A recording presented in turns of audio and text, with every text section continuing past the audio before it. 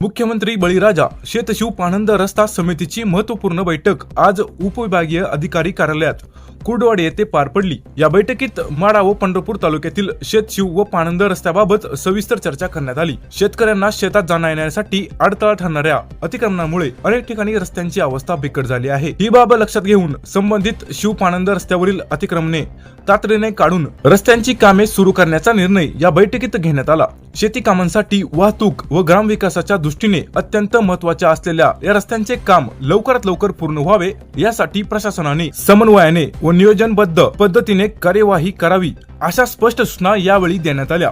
या निर्णयामुळे माढा व पंढरपूर तालुक्यातील शेतकरी बांधवांना मोठा दिलासा मिळणार असून ग्रामीण भागातील दळणवळण अधिक सुकर होण्यास मदत होणार आहे। यावेळी उपस्थित माढ्याचे आमदार अभिजिताबा पाटील, माढा उपविभागीय अधिकारी श्रीमती आव्हाड मॅडम, माढा तहसीलदार संजय भोसले, पंढरपूर तहसीलदार सचिन लंगोटे, माढा गट विकास अधिकारी महेश सुळे, पंढरपूर गट विकास अधिकारी अमोल जाधव, माढा पोलीस स्टेशनचे उपनिरीक्षक रोहित शिंदे साहेब तसेच करकम पोलीस स्टेशनचे निरीक्षक उपस्थित होते।